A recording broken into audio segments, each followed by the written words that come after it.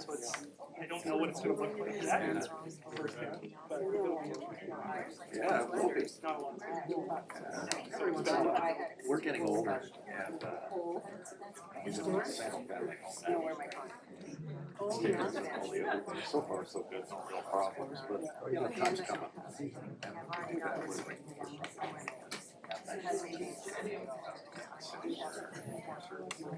Well, more elevators, single units of condos that we can get to, more services, as you say, services that we would want to be.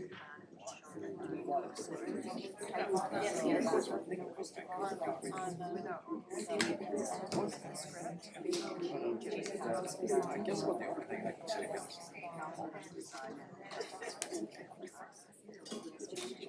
you know, it's getting.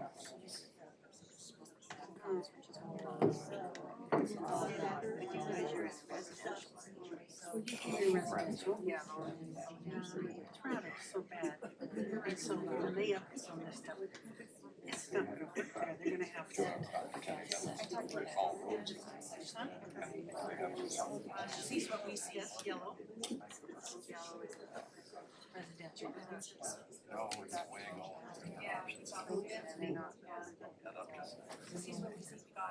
Okay. We'll get everybody. They can double it. It sounds like to me. Yeah, well, they're older now. Well, one is here and one is in our thing. What are the carriage? Our,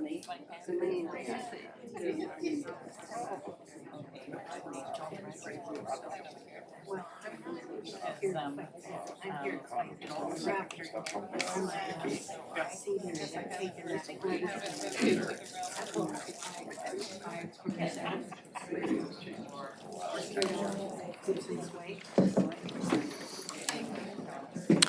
I am calling to order. I'm calling to order this public hearing of Tuesday, January 6, 2026. And welcome to this public hearing. I would like to acknowledge that the town of Gibsons is on the traditional territory of the Squamish Nation. This public hearing is being held to consider the draft official community plan, bylaw number 1339, 2025, and the draft zoning bylaw number 1342, 2025. If adopted, these will replace the existing official community plan and zoning bylaws. You are welcome to address council on either of these bylaws or both bylaws. So please let us know which bylaw you are referring to when you provide your comments. I will introduce the council members present: Councillor Anne-Marie D'Andrade, Councillor David Kroll, Councillor Stafford Lumley, and Councillor Christy Thompson.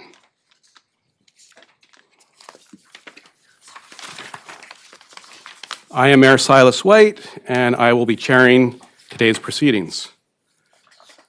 A public hearing is a statutory requirement under the Local Government Act. All persons present who believe their interests are affected by the proposed bylaws shall be given an opportunity to be heard on the matters contained in the proposed bylaws. Under the Local Government Act, the chair of a public hearing is entitled to make procedural rules for the conduct of the public hearing. This public hearing can be accessed both electronically on Zoom and in person here in council chambers. For this public hearing, we will use the following protocol. 1, this public hearing is being recorded and streamed online.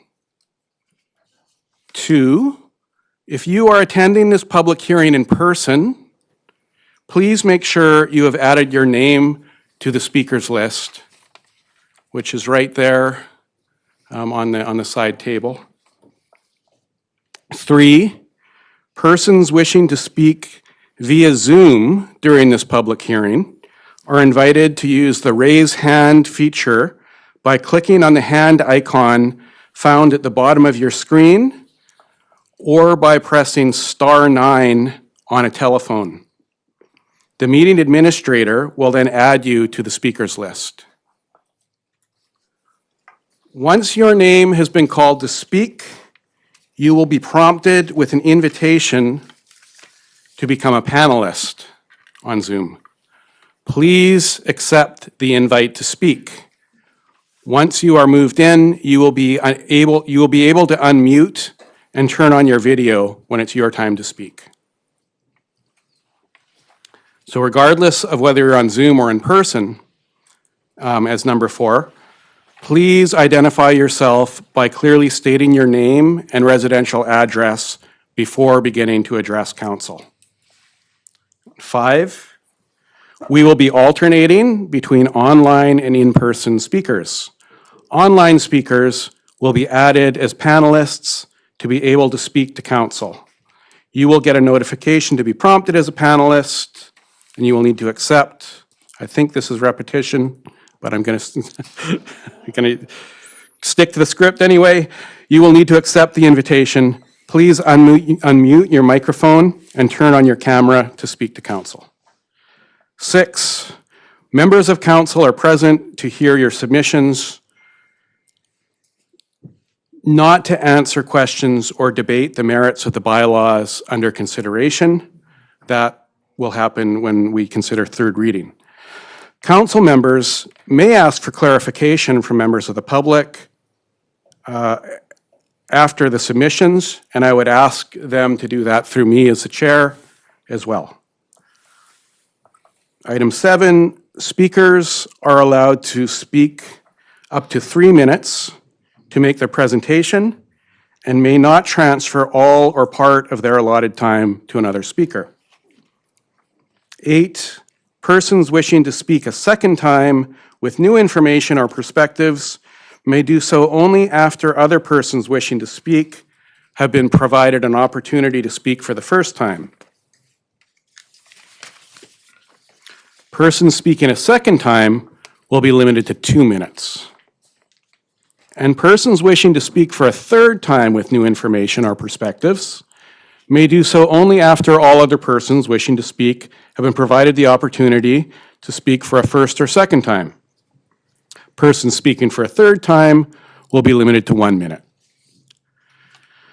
Today's proceedings will continue until everyone who wishes to speak has had the opportunity. If necessary, we will adjourn this evening at the set time and date to reconvene the public hearing. And that would be tomorrow morning. It is important to note that council members have not made up our minds on these bylaws. A public hearing is not a referendum or a vote of those who show up, but rather for council to consider concerns from the public as part of our overall deliberations. Focusing on the topic will help your case, and I may intervene to ensure that we stay on the topic under consideration, though I do hope I don't need to. If you have already made a written submission, we have read it. It is on the public record. Even submissions that came in today, we've had a chance to see those, and I confirmed with all councillors that we have read those. So it is on the public record, and council is considering written submissions equally to submissions coming in this public hearing. So I encourage you not to read out a written submission if you've already submitted it by writing. I will also clarify that the purpose of this meeting is to only hear from members of the public, one by one. Council will further discuss what we've heard and other aspects of these bylaws and their overall impact on our community at the subsequent council meeting to consider the third reading. And to introduce and provide some background on the bylaws, the town's consultant from McElhaney Consulting, Colton Kersop, will now introduce the updated official community plan and zoning bylaw. Great, thank you, Mayor White. I appreciate the introduction. Can you see my screen okay? Yes. Okay, great. Just have to figure out how to make your screen big enough for me to see it?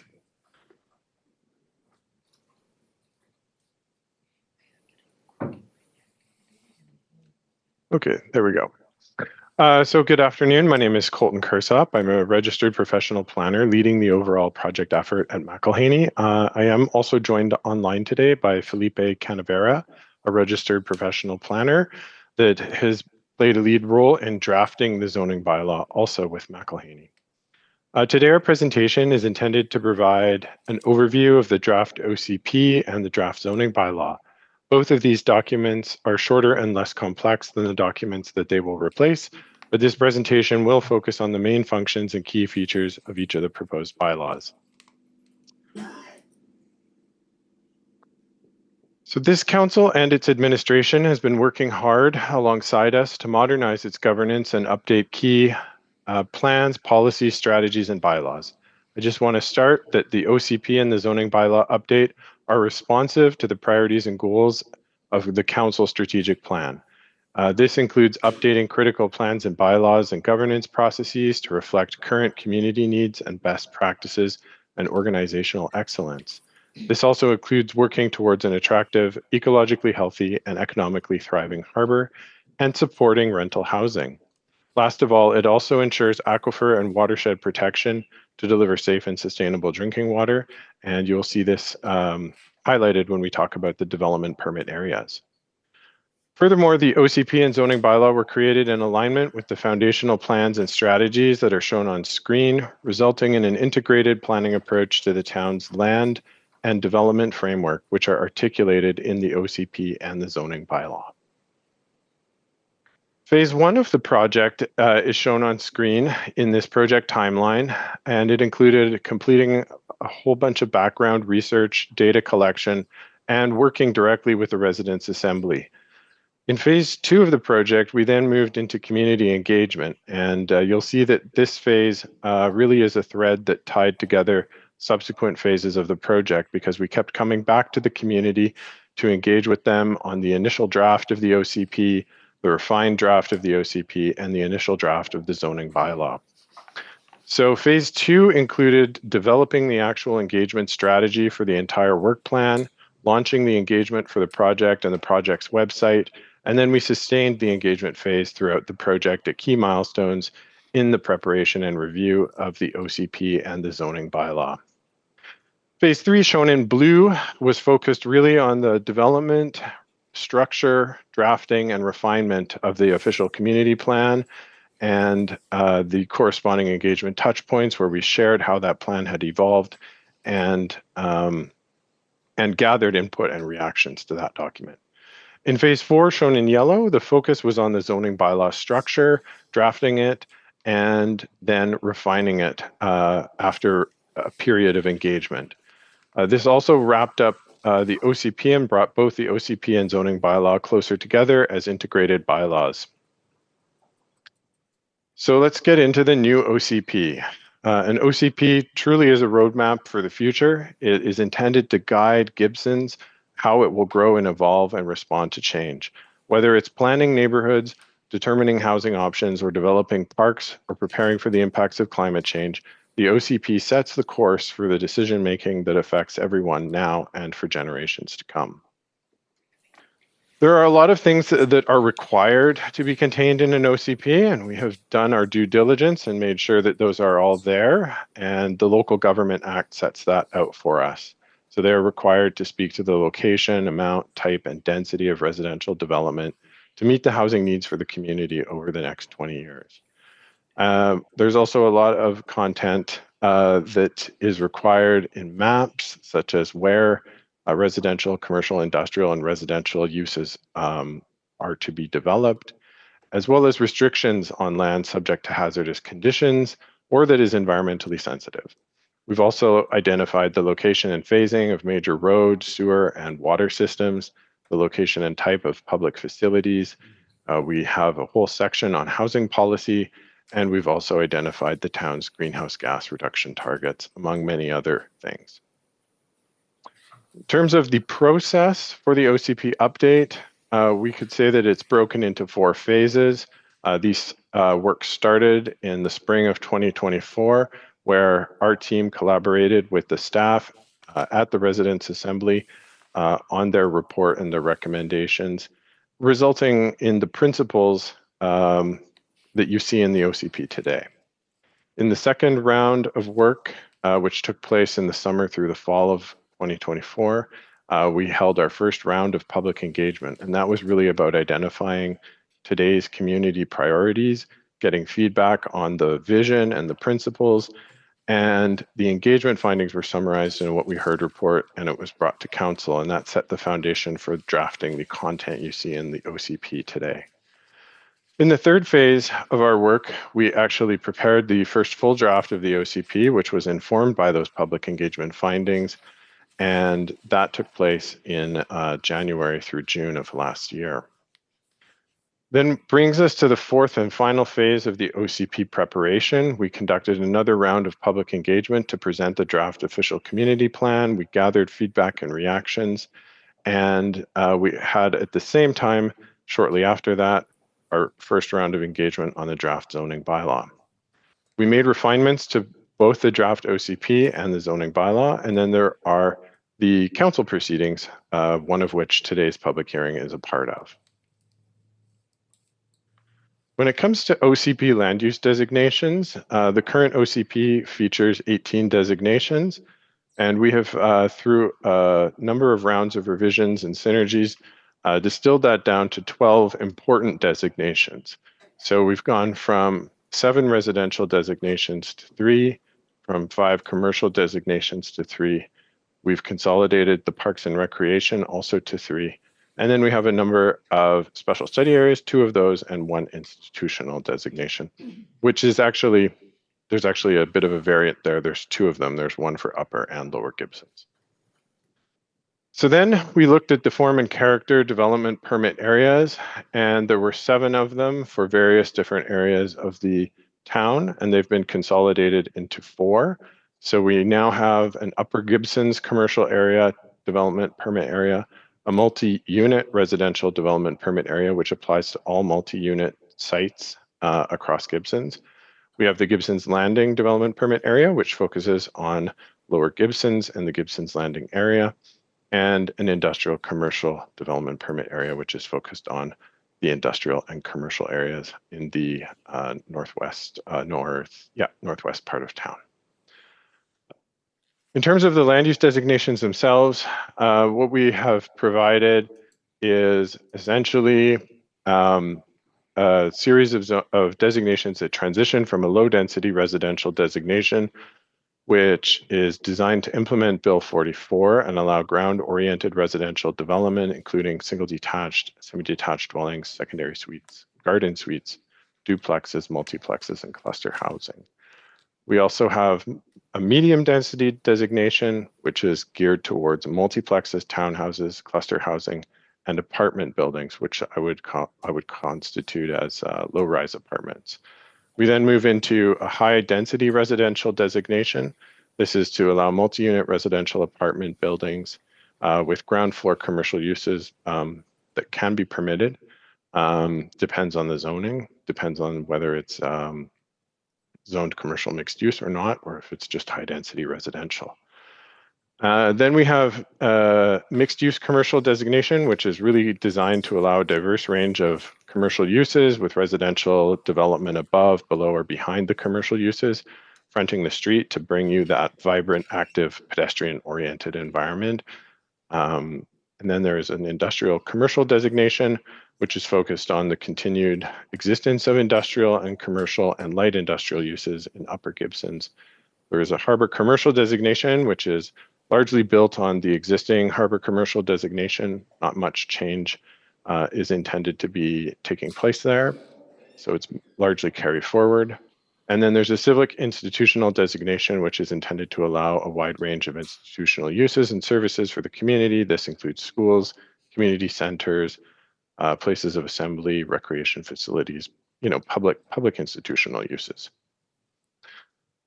In terms of the last slide on land use designations in the OCP, we also have a parks and recreation designation, which is to allow park space developed for active or informal use, includes community and neighborhood parks. We then also have a conservation and open space zone. So this is really intended to protect natural landscapes, greenways, and waterfront, and to minimize any detrimental impacts in these areas. We have an agricultural designation, which is really largely aligned with the Agricultural Land Commission Act and is primarily intended for agricultural uses. And then there are two special study areas. Special Study Area A, which is intended to support a mix of medium density residential, high density residential, and mixed use commercial. But it is a bit of a holding designation until a master plan is prepared for the area and identifies specifically what components of that area receive specific land use designations in the future through a future OCP amendment and the completion of a master planning process.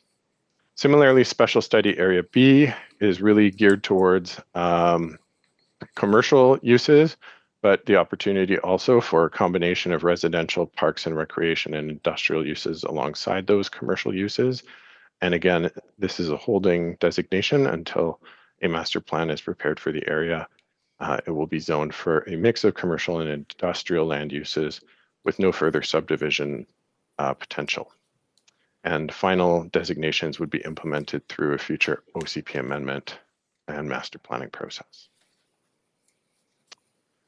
In terms of OCP updates, just some of the other highlights that I would like to share is overall, we believe the document itself offers improved navigation and interface for people that use the bylaw, whether you're residents, whether you're administrators, whether you're elected officials, or you're an applicant seeking to do something with your land. There are a number of policy updates that were made to align with provincial changes to the Local Government Act through Bill 44. The 15 guiding principles of the official community plan reflect the efforts of the Residents' Assembly, and they inform the OCP objectives and policies at a high level. We've also integrated content and references to the town's other strategic plans to recognize that all of these strategic plans work together in an integrated fashion. We have new and updated development permit areas for geohazards, environmentally sensitive areas, aquifer protection, and form and character guidelines. We've also created a clear and consistent style of maps, so you'll be seeing similar maps throughout the document. So you'll only have to get used to how the maps look once rather than multiple times. And finally, we have tangible outcomes for residential development. We've tried to describe them with real world descriptions. And we also speak to climate mitigation and adaptation, municipal asset management, and environmental protection. So in terms of the land use map updates, the current map features similar colors and patterns. It makes it a little bit hard to distinguish what's what. Lot lines are a little bit hard to see, and lot numbers clutter the map. And well, they're quite an onerous task for administration to keep updating as new lots are created. We wanted to recognize also that Chiquelp and the surrounding electoral areas could be labeled. And also, we've integrated land uses from the neighborhood plan areas. They're currently not mapped, so you have to go out of the OCP and into some of its supporting chapters to find out what your land designation is if you're in a neighborhood planning area. So the new map looks like this. Designation colors are considerably brighter. We hope that they're easier to distinguish, with residential shades darkening as density increases. We are using black lines to delineate between lot lines, and we've avoided the use of lot numbers to simplify the maintenance of the map over time. And we've labeled Chiquelp and the neighboring CRD electoral areas just for some additional orientation. And there is also a boundary line that distinguishes Upper and Lower Gibsons. This will help because some policies apply to Upper Gibsons and some apply to Lower Gibsons, so we needed this distinction to be evident on the map. Our land use designations also better align with the community intention, such as the protection of English Park just above the Sherman Creek, and land uses in the neighborhood plan areas are also all now shown on this map, so it's all in one map. When it comes to development permit areas, This is a bit of a visual diagram for how many development permit areas are included in this OCP and what they do. So it includes an aquifer protection DPA shown in light blue. The intent of that is to protect the integrity of the low permeable till layer. These are some geotechnical words, but basically what protects the aquifer, which confines and maintains the pressure of the water in that aquifer. And so this has been brought into a modern form with some updated mapping and higher resolution graphics. And when it comes to the geohazards DPA, the intent of this DPA is to protect development from hazards like landslides and wave erosion along the beachfront, potential soil landslides and adverse stream erosion, as well as steep ravine slopes, potential rockfall areas, and creek and coastal flooding. And then we also have the environmentally sensitive areas development permit area. The intent here is to safeguard environmentally sensitive areas from development. It includes the following categories, which includes freshwater and riparian areas, marine shoreline and eelgrass beds, and terrestrial ecosystems. That lastly brings us to the form and character family of development permit areas, and these are designed to bring a standard of quality and design to development, especially where it interfaces with the public realm, such as streets and roadways in town. There are 4 of them, one for Upper Gibsons commercial area, one for the multi-unit residential area, and one for the Gibsons Landing area, and lastly, one for the industrial commercial area. I just wanted to highlight a little bit more about the engagement process. So there was a sequence of 3 rounds of public engagement to support the preparation of the new OCP and zoning bylaw. The first round of engagement was designed to share information about the project and gather high-level inputs on the vision and principles and how to approach the growth of Gibsons over the next 20 years. This round of engagement was held October 23rd to November 15th of 2024, and it included both an online survey and 6 community pop-up open houses. The second round of engagement was designed to share the draft OCP with the public and get feedback on what might need changes to meet expectations. This round of engagement was held July 28th to August 25th, and it included an online survey and 7 community pop-ups or open houses. The third round of engagement was designed to share the draft zoning bylaw, and it was shared with the public and interested parties to gather feedback on what might need changing. This round of engagement was held September 15th to 28th, and it included an online survey and 4 community pop-up engagement sessions. And then the final opportunity for public input is today's public hearing. So just some high-level statistics about the first round of engagement. We engaged with approximately 250 people at our open house events, 110 high school students. There was 12 hours spent in community at these 6 in-person events. There were both mapping activities online and 529 online surveys completed, with 213 comments pinned to the online map. Some of the interesting highlights that came out of this was, again, related to topics that came up in terms of priorities and informing the OCP vision. And we took the advice of the Residents' Assembly as we designed our engagement approach, which was that they would like to see us go out and meet residents where they are in day-to-day in familiar and comfortable locations and settings. So just to give you a flavor of that, some of those locations included Sunnycrest Mall, Elphinstone Secondary School, the Public Library, Tapworks Brewing, the Public Market, and the Community Center. So what we heard in the second round of feedback was from well over 216 online survey responses. Over 100 people participated at the in-person engagement events, and there were 14 hours spent directly engaging the public, 12 social media posts, 7 in-person engagement events, and 216 online survey responses, with also 50 email submissions received. The engagement was certainly accessible, and the What We Heard report that we provided to staff and then ultimately to council provided a list of changes that we were recommending be made to make good on some of the inputs we received from the public. In our third round of engagement, which was gathering feedback on the draft zoning bylaw, the feedback included 14 days spent doing engagement, 8 hours directly engaging with the public. There were 2,200 postcards distributed in the community to share the word about the engagement. There were 7 social media posts and 4 in-person engagement events, at which 100 people participated in person, 73 provided online survey responses, and there were 75 written submissions. And once more, we wrapped up this with a What We Heard report to staff and council, which provided yet another list of changes that we recommended be made to the draft zoning bylaw to respond to the feedback we got from public.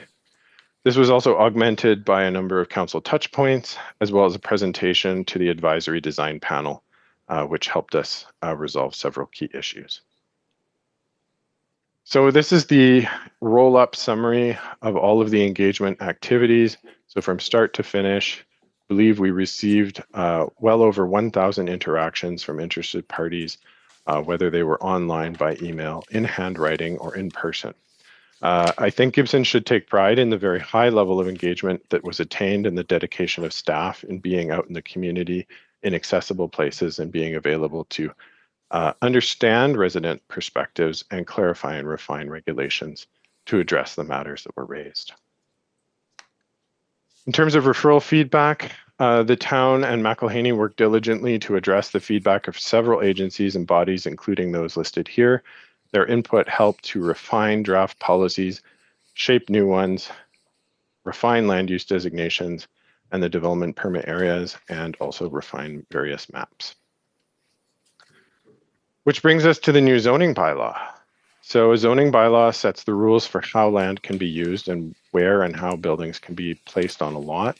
It turns the community's long-term vision in that official community plan into a clear, enforceable regulations that guide development.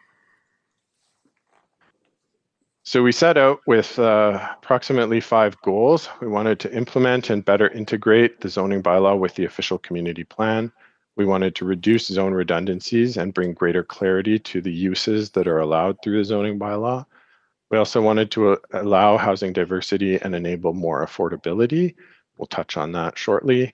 We also wanted to adopt contemporary standards and improve the user experience. So when we look at and compare and contrast the current zoning bylaw with the proposed zoning bylaw, we are moving from 45 zones to 18 zones. That will bring a lot of standardization and a lot of efficiency to the process, and it will help bring a lot more consistency to decision making. In terms of the uses that were defined in the old bylaw, there were actually more uses without a definition than those with a definition. We wanted this not to just be a consolidation or a streamlining effort. We wanted this to be a modernization effort. Many terms in zoning bylaws become stale dated over time. Although they may have been new or novel at the time, some of them have fallen out of use. And we found ways of refreshing and updating the bylaws so it's more relevant to today's needs in Gibsons. The high number of undefined uses meant that they were open to interpretation, argument, and potential legal challenge. So we've attempted to provide clarity and certainty with the refreshed list of defined uses. This is the proposed zoning map for the new zoning bylaw. And if you step back, you can see that there is a bit of a structure to where growth is intended to be focused. And so you'll notice that some of the highest intensities are focused and arranged along Gibsons Way and also along part of North Road. And in Lower Gibsons, the intensity is focused right in the heart of Gibsons Landing, with School Road serving as a key connection between these two growth areas. And then Gospel Rock is identified as a future growth area. The majority of the rest of Gibsons is held for lower density residential, parks, recreation, conservation, and public institutional uses. And just a note that we wanted to highlight as we sent out the previous version of this map, there was an error on it that labeled the George with a pink CDA zone. This has been corrected to a red CM1 mixed use commercial Lower Gibson zone. So that is right here. The CDA has a sunset clause that would end that opportunity that goes with that zone February 1st of 2028, at which time the CDA would expire and it would revert to CM1 commercial mixed use. In terms of the intent of the zone, they are generally fairly straightforward in terms of their naming. The low density residential zone is really designed to allow a variety of low density ground oriented uses at a scale compatible with heritage building forms. The RL2 low density residential waterfront zone is intended to be used along Marine Drive with ground oriented residential uses adapted to the terrain of the waterfront, just reflecting the fact that most of those lots are considerably lower than the street front. And it's one of the public streets where a view of the waterfront is quite prominent. There's also a medium density residential and cluster townhouse zone, which is to allow townhouses and other forms of clustered development. There's an RM2 medium density residential zone just for Lower Gibsons, which has a lower height limit than the corresponding zone, medium density residential for Upper Gibsons. This zone is largely intended for low-rise apartments, whereas the RH1 high-density residential zone is to allow buildings up to 6 stories, which are essentially mid-rise apartments, and it's generally only seen close to Gibsons Way because it's intended to be close to transit and services. So there's a logical progression of development intensity in the residential zones. This slide shows a table of the various different zoning metrics for each zone. RL1 is basically that baseline for small scale multi-unit housing and for ongoing use for detached dwellings as long as the owners want it that way. RL2 is a customization for the Marine Drive waterfront lots, acknowledging the need for lower heights given the road is perched above most of these lots and they have constrained topography. We then have those 3 medium density zones that can be used in combination or on their own to provide transitions in height and density from townhouse to low-rise apartment. And then lastly, the RH1 zones offer the opportunity for mid-rise apartments.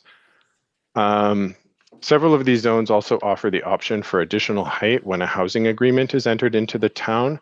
That's denotated by the asterisks. And so the RM1, RM2, and RH1 zones offer the option for additional housing height only when there's a housing agreement with the town. And the RM3 zone only allows added density, not height, when a housing agreement is entered into with the town, which reflects Council's commitment in their strategic plan to housing affordability. In terms of commercial zones, there are 6 of them. The mixed-use commercial Lower Gibson zone is really intended to continue to support the continued evolution and vibrancy of Lower Gibsons with its commercial streets, seawalk frontages, and really to support economic vitality, with residential only being allowed above the ground floor, with building heights of up to 2 stories from street level. The equivalent of that in Upper Gibsons is the CM2 mixed-use commercial Upper Gibson zone. It is again intended to create active commercial streets and support economic vitality by encouraging a mix of commercial uses on the ground floor or above, with the option for residential uses above as well, with building heights of 4 to 6 stories. The commercial harbor zone is really intended to support marine activities and commercial enterprises that serve the public, including fishing and water-based transportation activities. The industrial commercial zone is intended to allow industrial and commercial uses, including manufacturing and material supply to the public, with some opportunity for retail sales. Those are limited in size to ensure that the principal sort of industrial, service, and logistics-oriented functions are protected so that there is a good long-term jobs and economic base in this area. Then we have the the industrial commercial transition zone, which is intended to allow both industrial and commercial uses in areas that are transitioning from industrial to more commercial or residential oriented areas.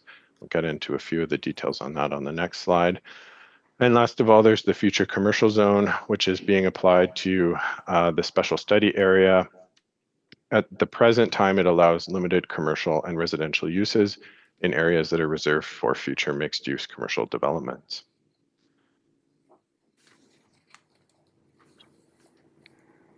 When it comes to the commercial mixed-use zones and commercial industrial zones, we have two of each, but for two different reasons. As I mentioned, one of the commercial zones functions in Upper Gibsons and the other in Lower Gibsons, whereas we have two industrial zones. One is a transition zone and one is a more purely industrial zone.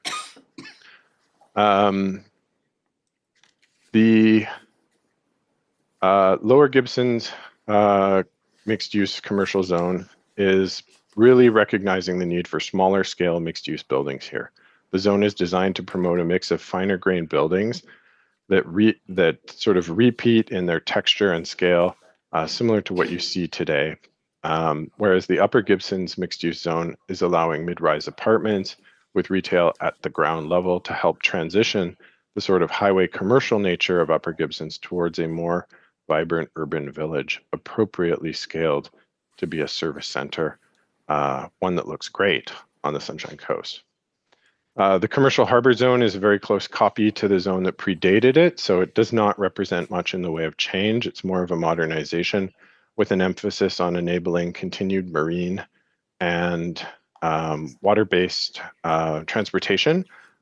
Should enhanced passenger ferry service come to Gibsons, this zone would support that. The industrial commercial zone is intended to continue to permit typical industrial activities found in Upper Gibsons with a modest amount of flexibility for some limited food and beverage and retail activities as accessory uses, with a cap on how much of the floor area they can occupy. The focus remains on automotive, business-to-business services, manufacturing, marine services, and warehousing.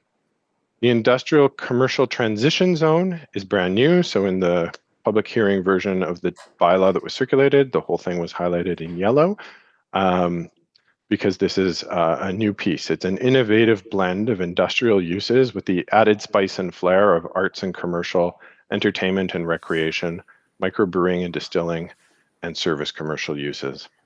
Last of all is the future commercial zone, which is intended for limited commercial uses and reserves the land for more comprehensive planning processes once a master plan is completed in alignment with council direction on an OCP land use designation.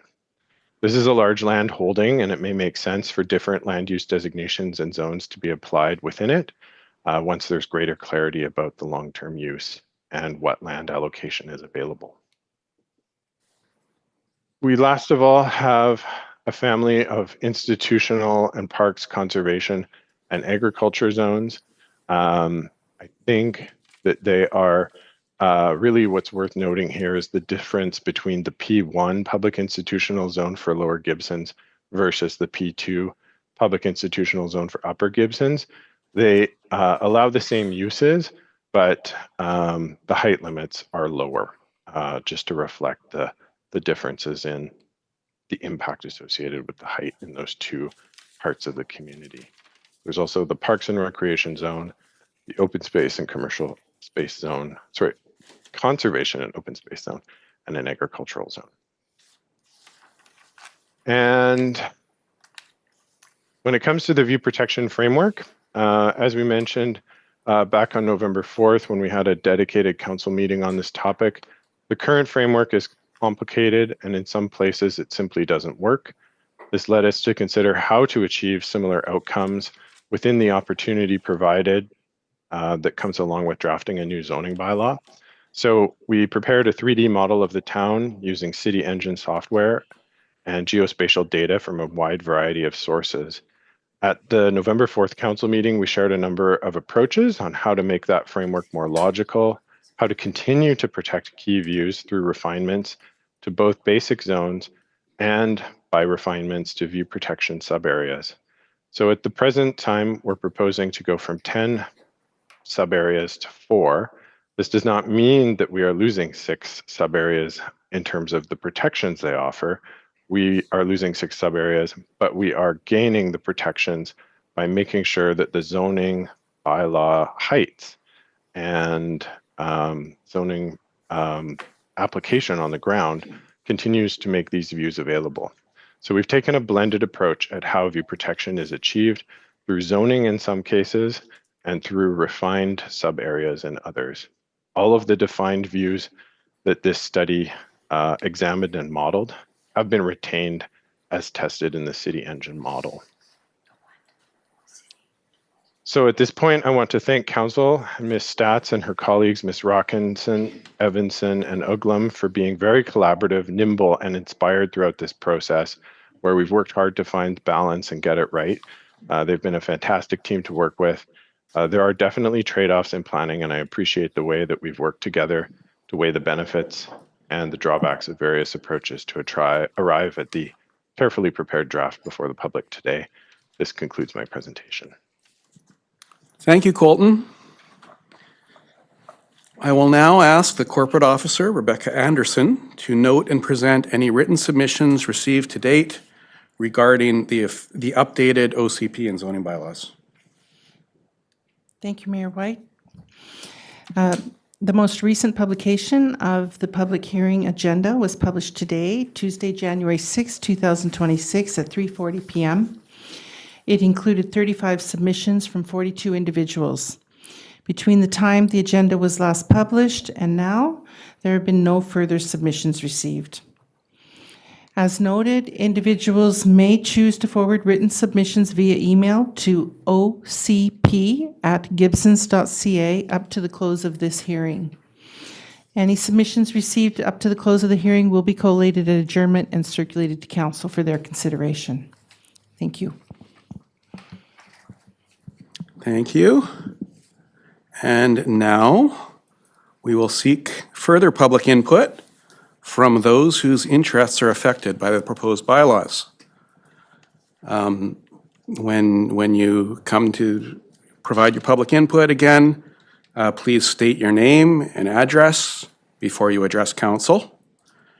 And I will just, considering the overcapacity situation we have right now, it looks like a lot of people have seats, which is great, but if anyone is planning to speak and leave, like speak and watch the rest of the meeting online at home, I'd encourage you to go first, because then that'll free up some space just for that consideration. Or if you have to leave anyway, please let me know and we'll address you first. So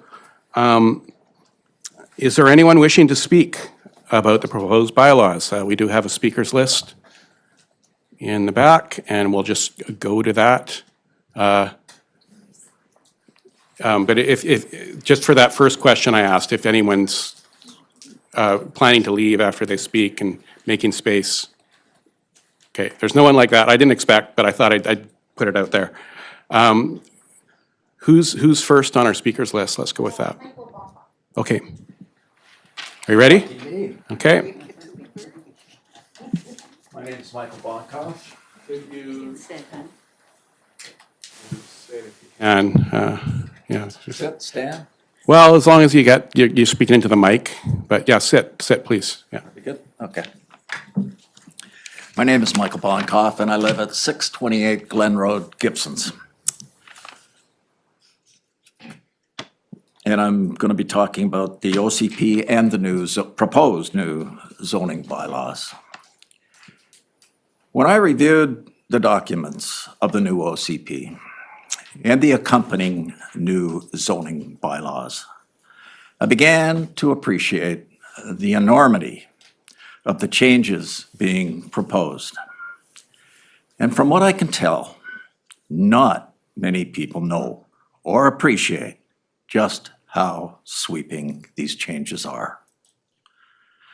The first time I realized 4 dwelling units could be allowed on lots of more than 3,000 square feet was shortly after First reading, November 18, 2025, just 1.5 months ago.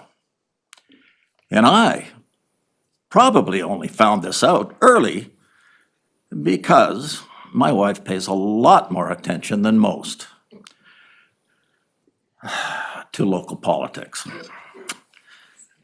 It may take time, but these changes will dramatically affect almost every single family home owner in Gibsons. Along with the 4 dwellings per lot rules, there are complicated new rules allowing more height, fewer setbacks, and larger building mass that will no doubt lead to disputes and acrimony, especially in my neighborhood, which is Heritage Hills. Here we are, just over a month after the first reading, at a public hearing, immediately after which it seems likely to be passed into law. There has been no public meeting with our elected council to review these completed documents, save this one. No opportunity for neighbors to work together and try to influence sensible modifications. We are being told that this is in part because the provincial government, through Bill 44, is forcing new density rules upon us. Not much time to respond to what are likely the largest residential changes in our community since it was founded in the early 1900s. I wonder what would have happened in the last election to any politician who ran on a platform of allowing 4 dwellings on every existing residential property. Am I up in time? Yeah, you're up on time, but wow. that's a fine way to end it. Okay. We hear the message. Yeah. Thank you. Thank you, Michael.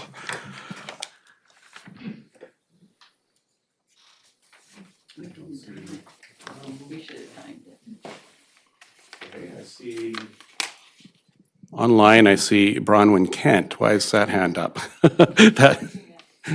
Oh, she's testing it. Okay. That's good. Yeah, there's no other hands up. I just want, so who's next in person here? Next is Judy Baca.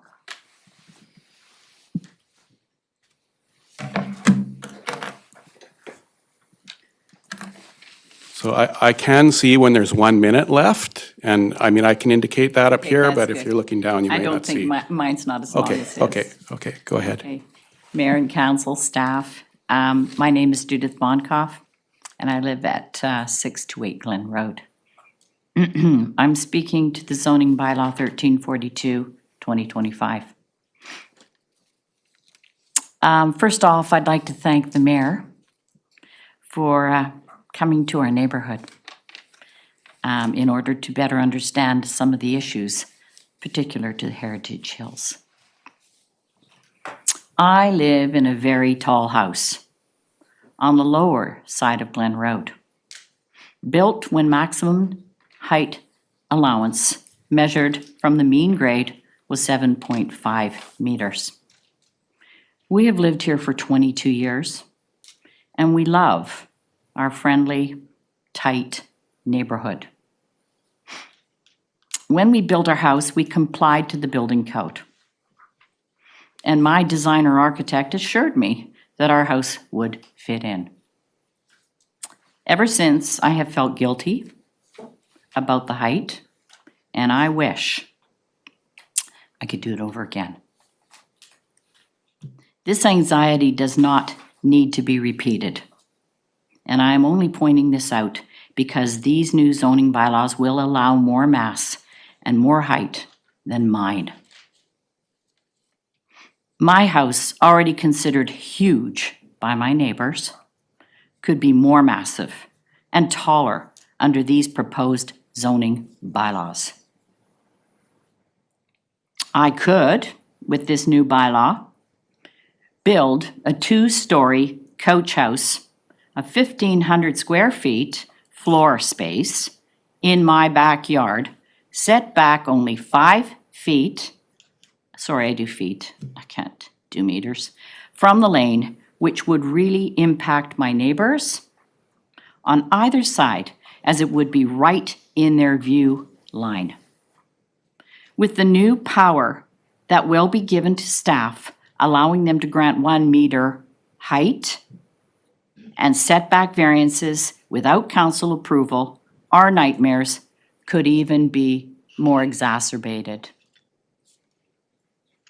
With all the building proposals that are already being approved, that are not being built right now, I think we have time to take a step back to reevaluate impacts. This is a huge jump in density for Gibsons and not necessarily helpful in solving the affordability crisis.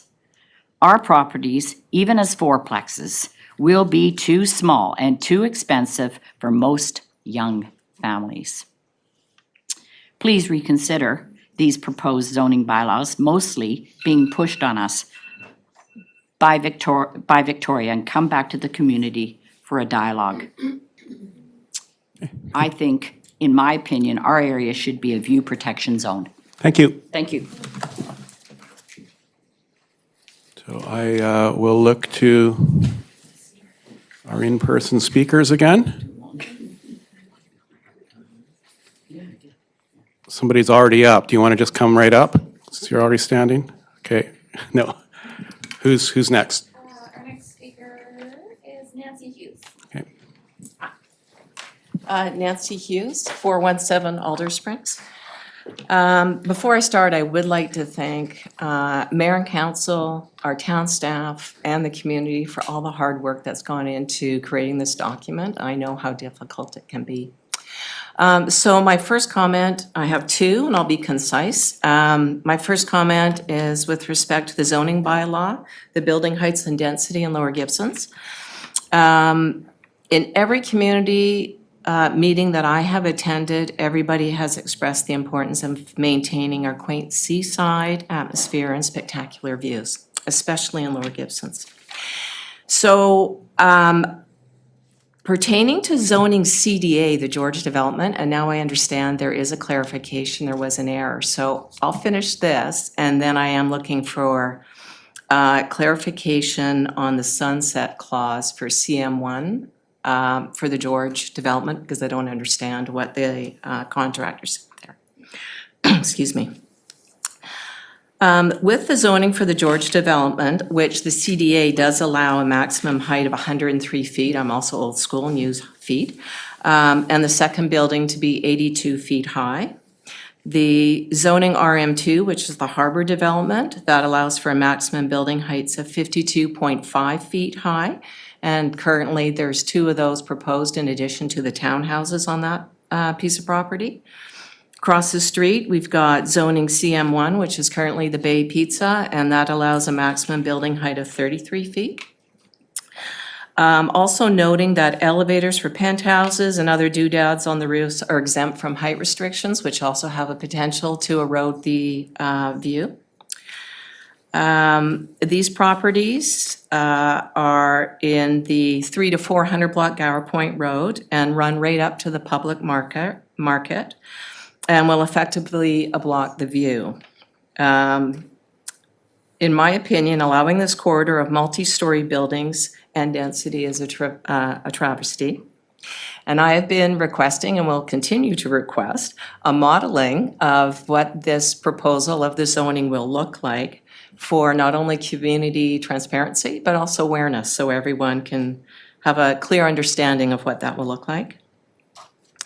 And my second comment to the OCP is just that I am here to champion, with regard to parks, I'm here to champion the dog park. I understand that was brought up last night, and I was happy to hear that. It made second on the list this year, and I'm willing to volunteer my time to help move that forward. And those are my comments. Thank you. Thank you.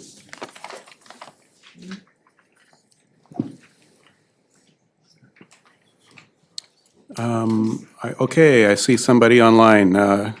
Let's try that. Let's go to, so Michael Storr has his hand up online. Now I think what happens next, right, is he's got his hand up, so now he's promoted as a panelist, and he has to accept that, Michael, and then he should appear.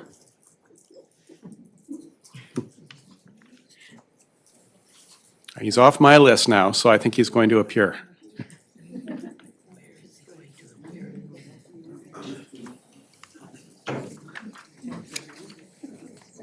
Michael, are you there? Is your camera on?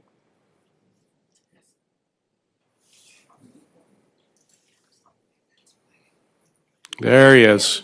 Hi, Michael. You just need to unmute. You need to unmute.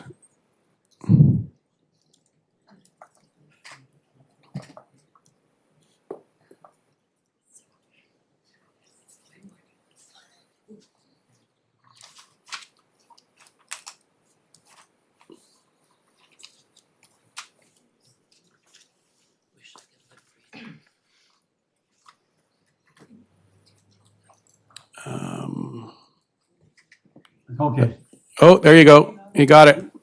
trying on the icon on the side. I'm very sorry about that. I haven't used this before. Well, many years ago.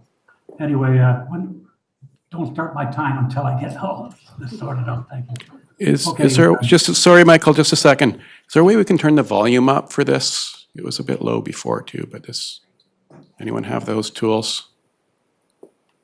Can I turn it up? No, you don't need to worry. For just the speakers in the room here. No? I just turned it up. Okay, great. Go ahead. Okay, thank you. My name is Michael Storr. I live at 400 Stewart Road in Gibsons. And I'm addressing the new OCP. Mr. Kershaw did touch on the issue that I've got involved in my mind, and that is the George zoning, which was erroneously designated with an ID that would have made the height allowance over 100 feet for a permanent part of the new OCP. Now this mistake was corrected, which I'm very happy that you, Silas, got involved with that and helped along with that on Sunday. Thank you very much. And the previous speaker did address this sunset clause. Now, this is the thing that I want to address too. The clause is a very brief 18-word sentence that states that the zoning will be repealed and presumably revert to CM1 on February the 1st of 2028. No conditions are given on the mechanics of the repeal, so my question is this. Given that council passed a motion in their November meeting that the 2-year grace period would rely on whether or not a building permit is issued, if the developer applies for and receives a permit, say on the last day of January 2028, and that permit has a 2-year lifespan, then will the developer get another 2-year term? I cannot see how it could be denied. So effectively, it is then a 4-year extension. Can council please consider the possibility of the litigation that might occur due to the lack of a full description of this sunset clause? 18 words, and a lot of them are numbers. So if you could look at that, make sure that we don't get into a hassle by somebody suing, saying the council meeting had this in it, and this is not a broad, this is a prescription for a problem. Thank you very much. Thank you, Michael. Now, do I need to pull out of? I hope he's still able to watch. What should people be recommended to do to just leave as panelists and ensure not to? Was he just removed as a panelist? Just gets moved over to be an attendant. So he's still probably watching over there. That's good. Yeah. Yeah, I see him. So he didn't get completely removed. Great. So let's go to in person again. Who's next? Linda McCann?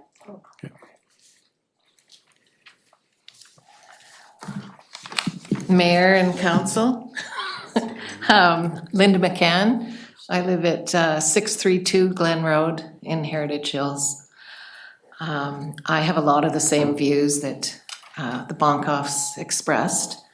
I appreciate the simplification process that's been gone through and the reduction of number of areas that have to be checked.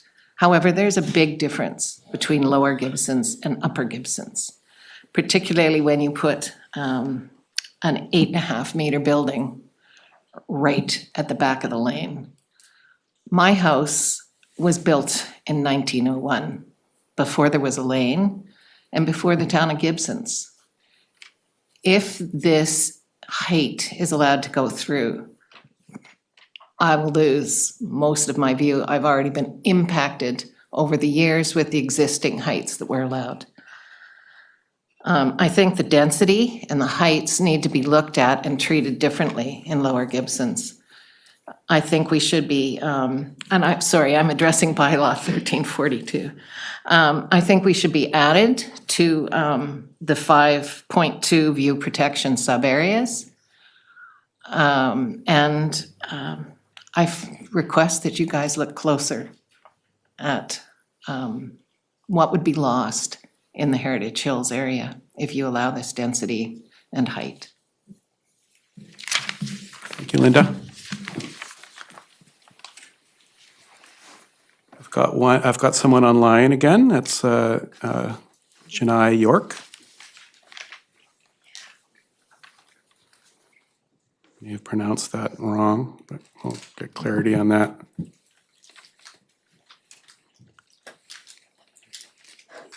Now you should be getting a message popping up promoting you as a panelist.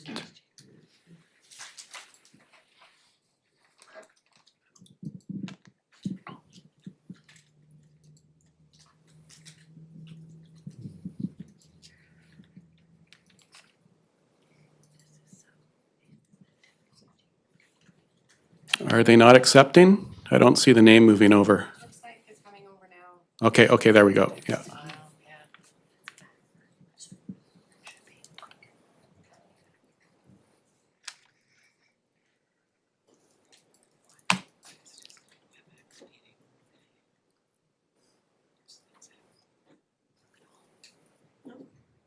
Okay, we see you, and it looks like you're unmuted. You can. Yeah, apologies. It's not Janai. This is Rudy Kern. Oh, Janai Rudy. sent me the link. I had to leave my son and his wife are having a baby today. I had to leave the community to deal with more important things in the town today. Okay. Well, but thanks here for I am. joining us. Can you give us your Gibson's address? Yeah, so I live at 891 Ocean Mountain Boulevard, and we have property. It's 771 Gibson's Way. Oh, go ahead. Yeah, so we have a property at Corner School Road and Highway 101 that's currently zoned C1. Now you're looking, and we appear to be reclassified, or the proposed reclassification as CM2, and that CM2 has a significant height restriction for us that puts a significant development burden on us, and in addition to that, has a significant detriment on the value of the property. So I'm wondering, first of all, why we're included in that, and how the town is going to protect our investment to the tune of several $1 million.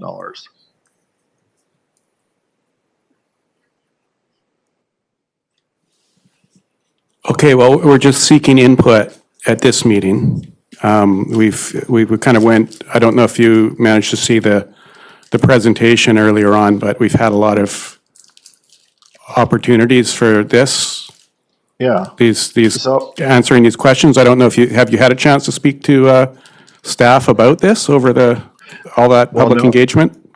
No, I haven't. You know, I guess, you know, I guess I'm trying to learn here.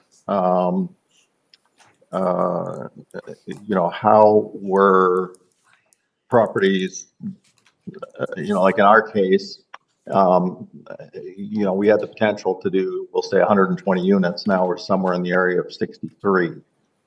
So is this, I don't know, I just feel like this somehow requires greater insight, because that classification, if we're put into that classification again,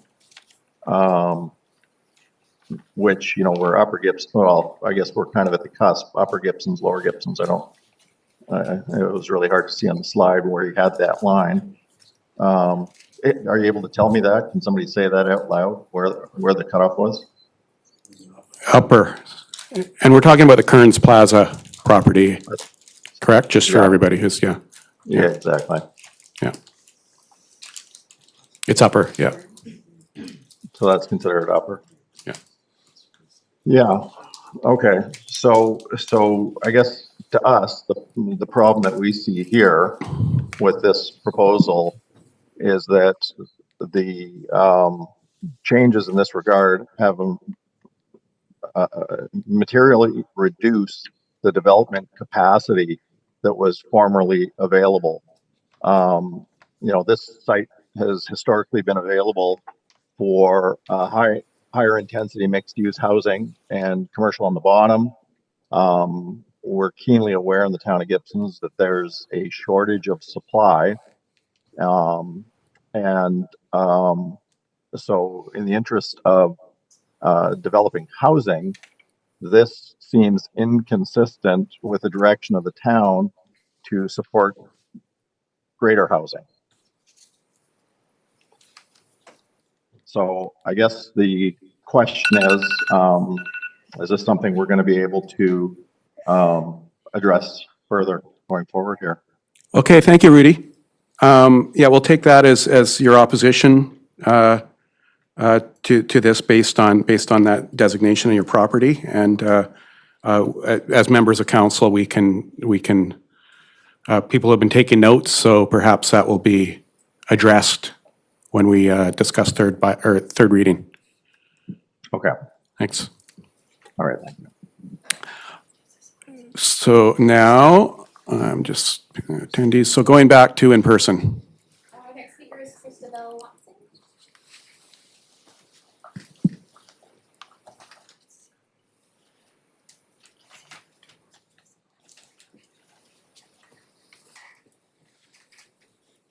My name's Christabel Watson, and I live at 568 Seaview. Oh, please turn the mic on. Yeah, sorry. Could you repeat your name just to make sure we got it? Yeah. Christabel Watson, Yeah. and I live at 568 Seaview. I'd like to speak to Bill 1342, or zoning bylaw 1342.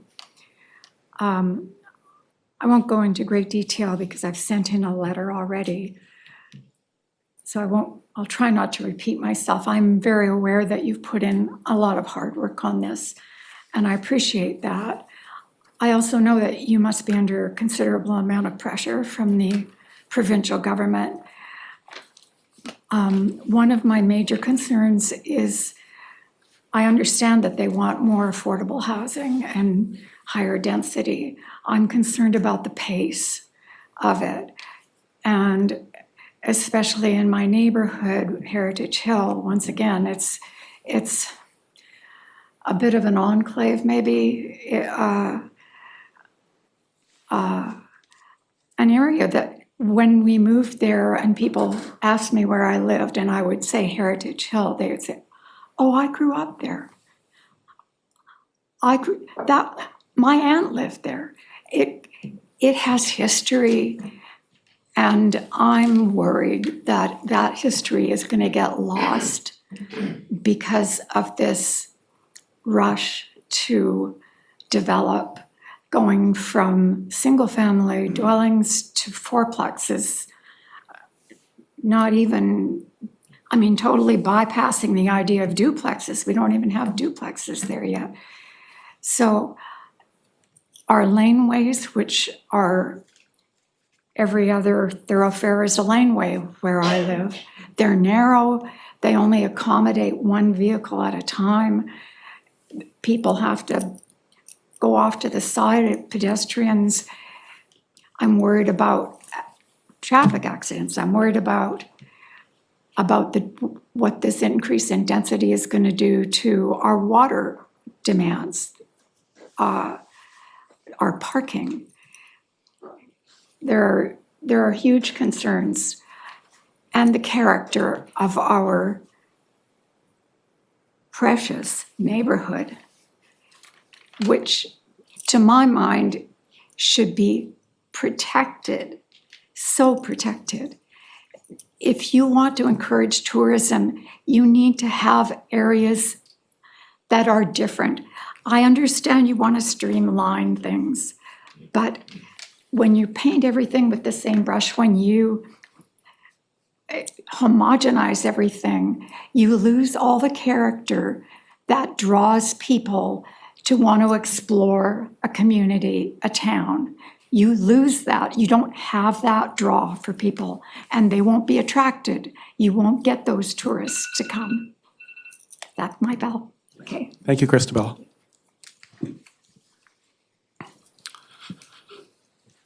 And over to the in-person list. Rashad Margaret? Richard, okay. And the mic's on.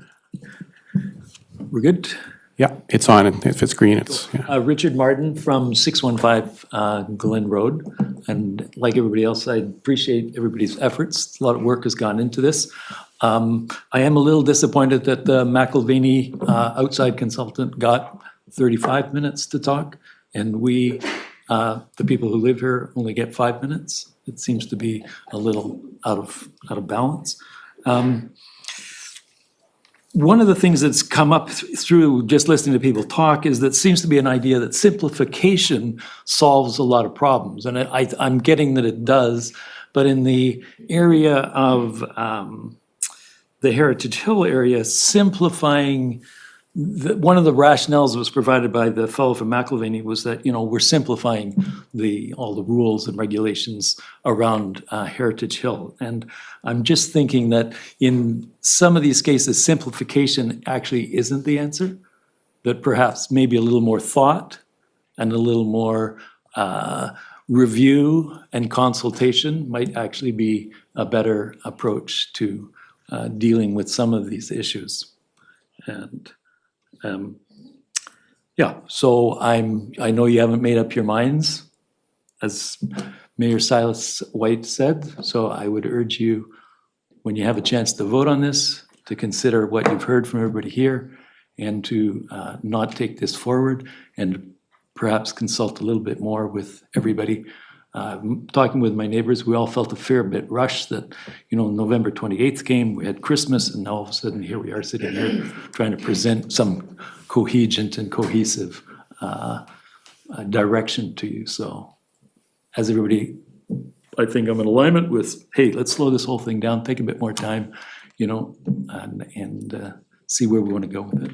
Thank you. Okay, thank you, Richard.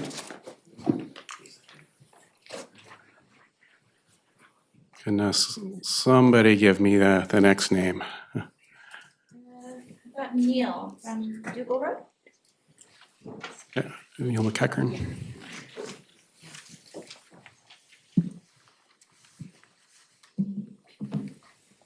Okay, the mic's on.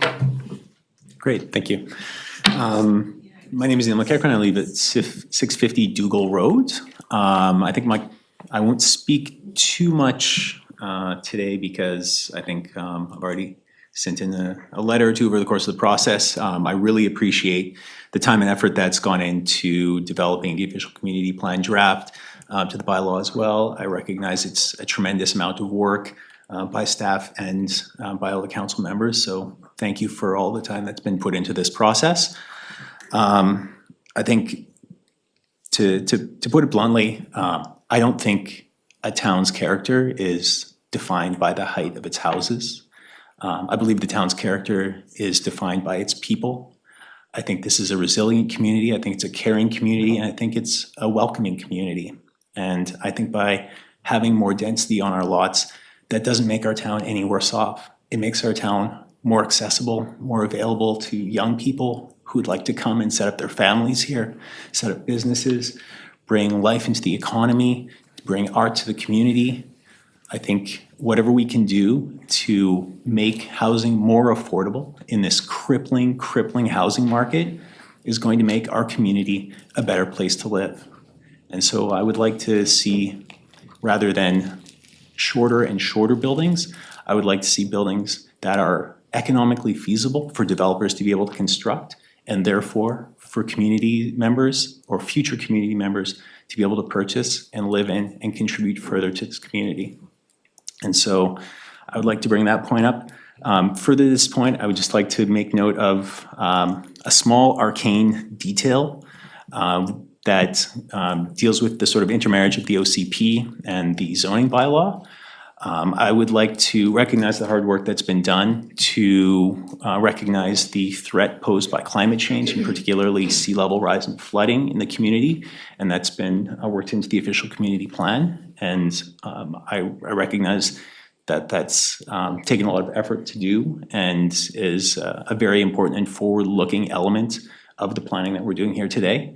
The one thing I would like to point out is if we are to construct buildings based on the flood, future floodplain levels or the future flood heights, and that becomes the baseline for the building of the houses that goes on top of those, we may end up with very short houses or no houses indeed.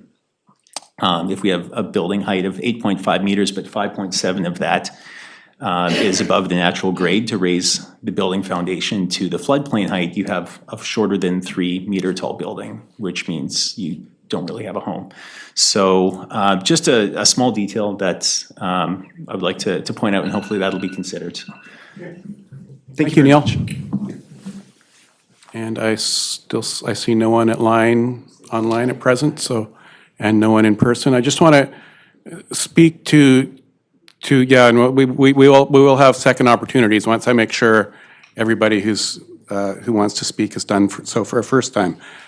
And I really particularly want to address our online audience and remind you that if you are online and wishing to speak, you need to use the raise hand function on Zoom. And I'm seeing no one yet, but I just want to make sure everybody who's watching has that opportunity. Oh, I see a couple now. So let's go to Sarah. If we can promote Sarah as a panelist.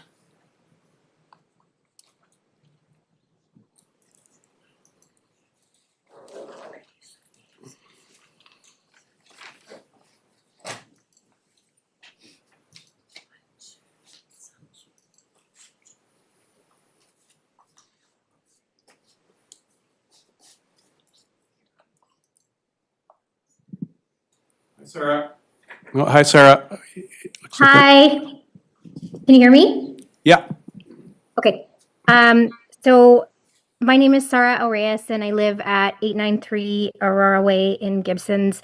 And I just wanted to raise my hand to say thank you to council and everyone who worked on the planners, everyone who worked on the OCP. I understand there's lots of people that have concerns, but when we did raise our concerns with council and with you, I felt like we were really listened to. And so I just, again, want to say thank you from me, from my family. for the adjustments that were made around Aurora Way. And that's it. Great, thank you, Sarah. And Arla, I saw your hand up, and now it's down again. Is there anybody else online? Oh, there it's up again. So let's promote Arla.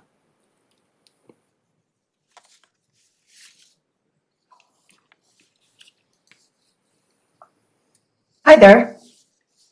Hi, we can hear you, but we can't see you. Okay, start my video. We can't really see you. You might have it flipped. No, don't want to do that. Cancel that.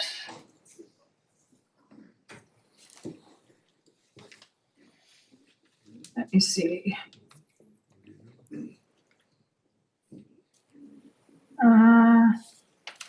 Video settings. It's not totally necessary that we see you. Okay, I don't see what I'm supposed to click here. It says stop my video, but it's not checked. Is it your phone? No, I'm on a Windows desktop. Okay, so the camera should be facing you. Okay, it might be my Bitdefender or something. Anyways. Okay, well, just go ahead. Okay, thank you. Yeah, thank you for And provide your address, please. Yeah. Yes. My name is Arla Bevan, and I've lived at 622 Glen Road since 1991. And I also wrote a letter, so I don't want to repeat myself, but I have the same concerns as my neighbors in Heritage Hill here.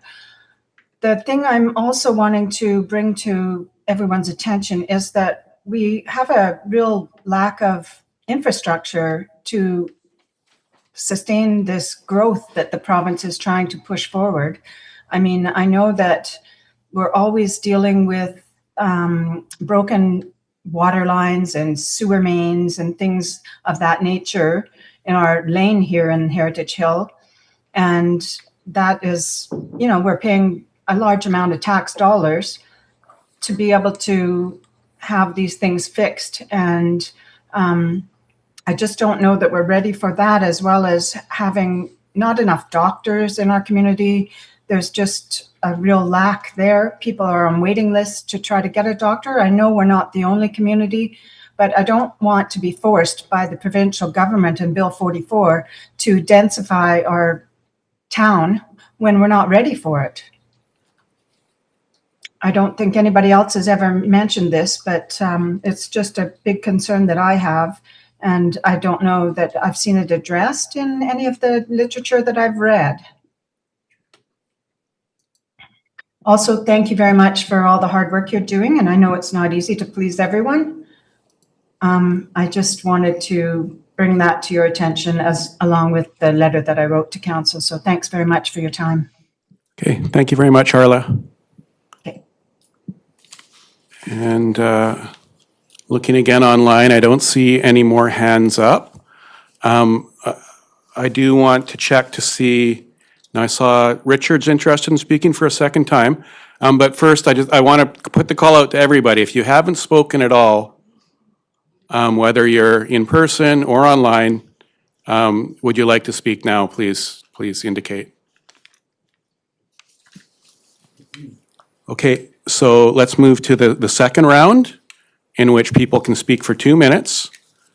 I've got Richard interested. Is anyone else? Okay, and Michael, Judith, okay. Richard, I saw your hand up first, so come on up.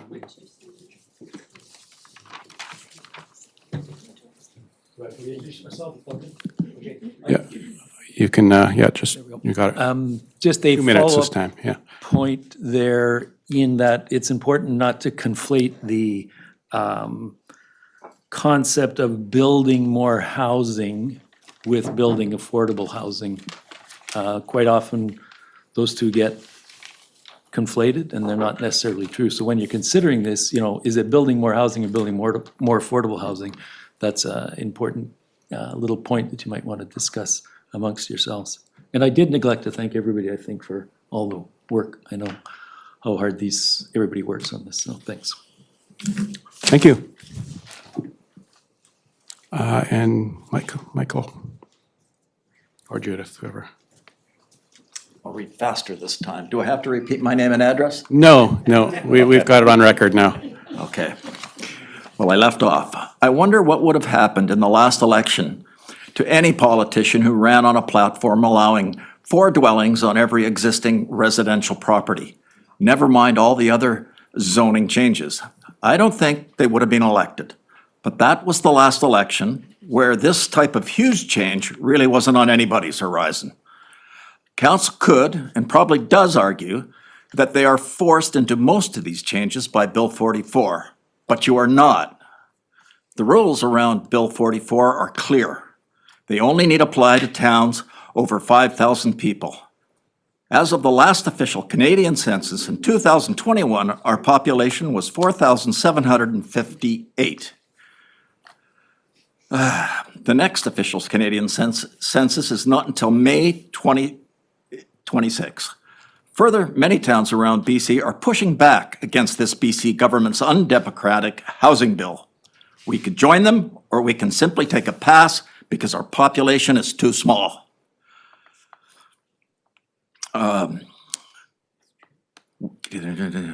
Either way, this would give us until the next election, November 26, to work on and modify these documents to a degree that more suits its citizens. Candidates could then choose to run on any platform that they believe is for the best. There would be no extra cost, etc., as we have to have an election in 26 anyway, and other than any agreed on modifications, the OCP and zoning bylaws are already done.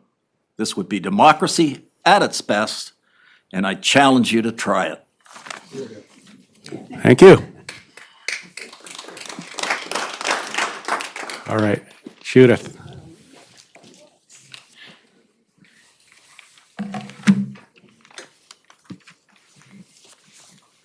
I think it's on, yes. Okay, so I'm actually, my name's Judith Bonkoff, and my address is 628 Glen Road. I'm actually going to speak to the amendment to the zoning bylaw 1342. The amendment is for the George Hotel and Residences in the CM1 zone, or the CM2, CM1. I'm against this amendment because this project was contentious and divisive. I feel the project had 10 years to get off the ground, and the developer let the permits expire. I think the new zoning, CM2, will be way more acceptable. I think Gibsons will like it better. And I think that the residents' assembly and the input you got from the community reflected that, because that's the height that you came up for that zone. And I think really 10 meters taken from Gower Point Road, really, I'm coming up with about 60 feet, I think I'm coming up with. And the present zoning that is amended to, I think it's 103 feet. I'm going to talk feet because it's feet and feet. Okay, so we're talking about 40 feet shorter, I think, give or take. I mean, all depends on the slope and the mean grade and everything else. But I think we're going to be way happier in Gibsons if we have a lower hotel. It's not going to affect our aquifer as much. The hotel can be built closer to the road, and it can suit our town way better. And it'll be a hotel which everybody wants. So I think you should really consider not bringing back the fiasco, and let's start new.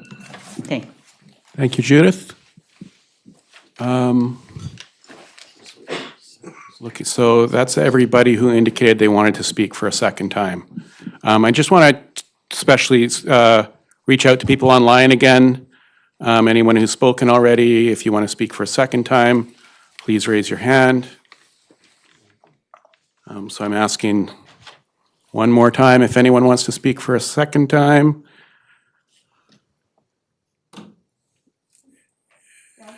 Okay, would you like to speak? Yeah, we're not going to. Yeah, that's okay. We're not going to deny anybody, but you've got 2 minutes for this round. Yeah. Thank you. My name's Nicole Warren. I live at 610 Seaview, and I'm just here because I have a couple concerns. With the currency change in density and height, we stand to lose probably 50% of our view. That feels significant. So I guess I'm just asking if we keep the current building height at the max that it is.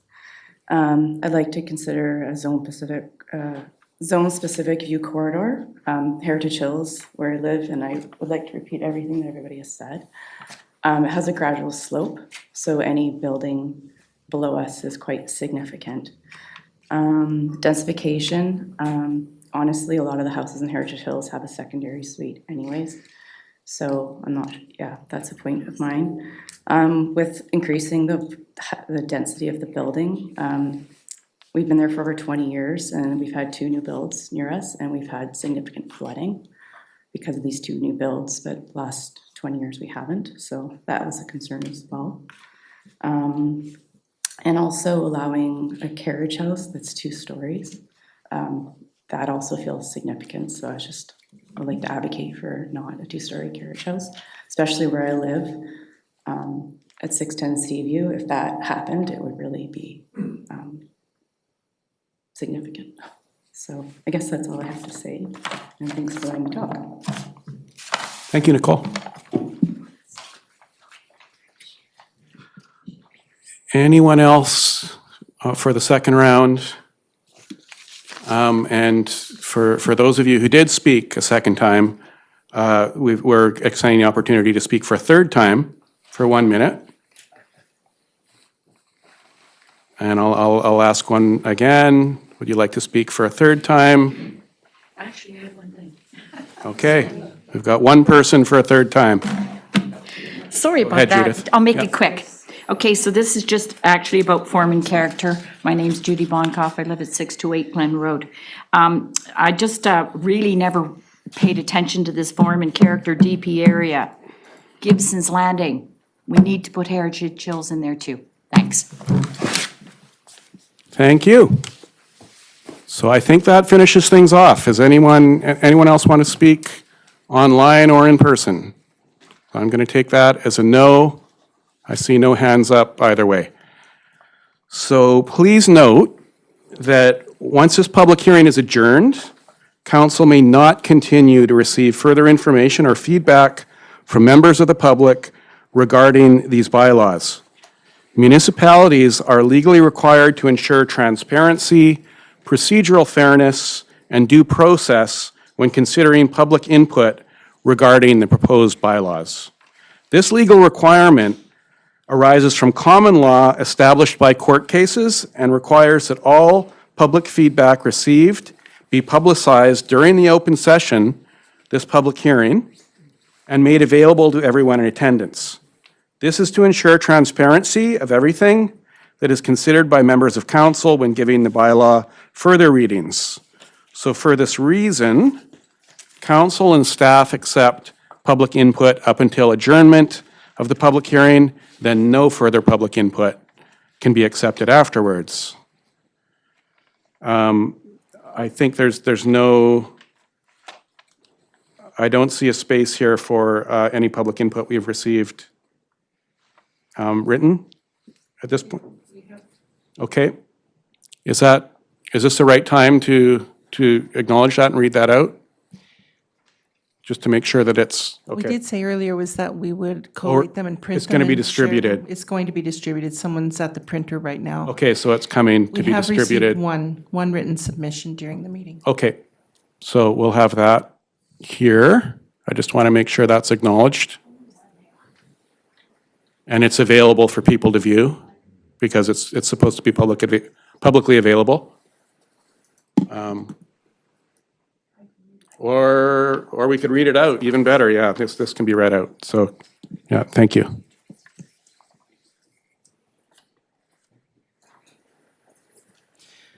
We've received one written submission during the meeting.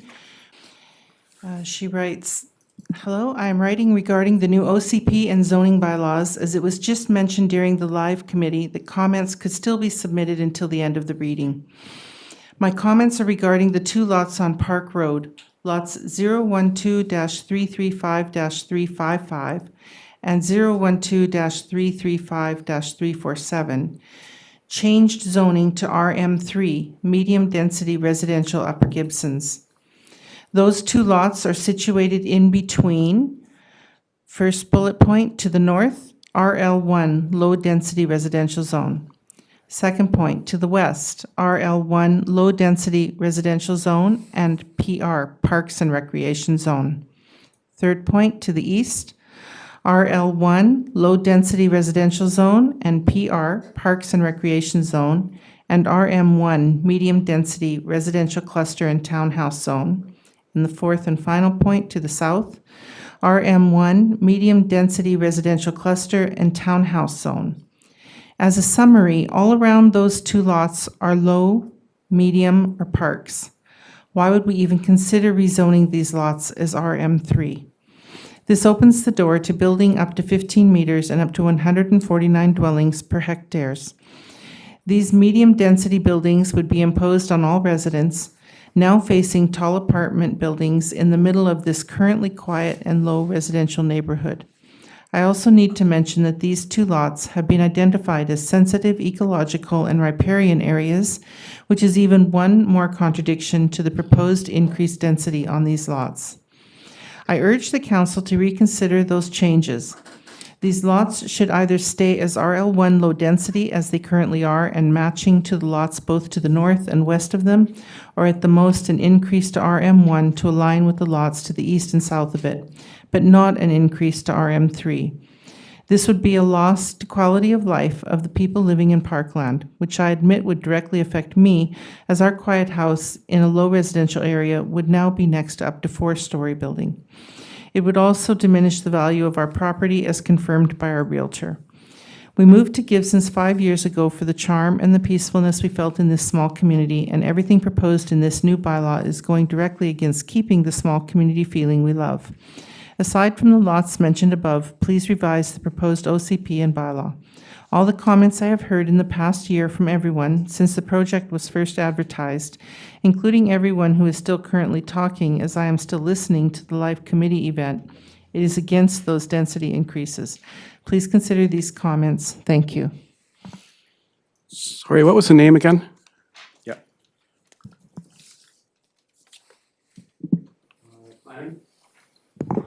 There is one more submission received by Nicole Warren, and I think she read it. I think it's the same thing.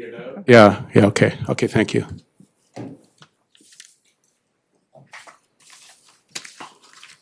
So no more have been received. Yeah, great. So being no further input, I will entertain a motion to adjourn this public hearing. Moved by Councillor Kroll, seconded by Councillor DeAndrade. All those in favor? I'm going to ask that again. I think everybody should vote on this one. All those in favor? The motion carries. Thank you. So thank you for your attendance, and we're going to take, what do you think, Council, a 20-minute break? Longer? Shorter? I think, yeah. 20 minutes? 15? Okay, let's do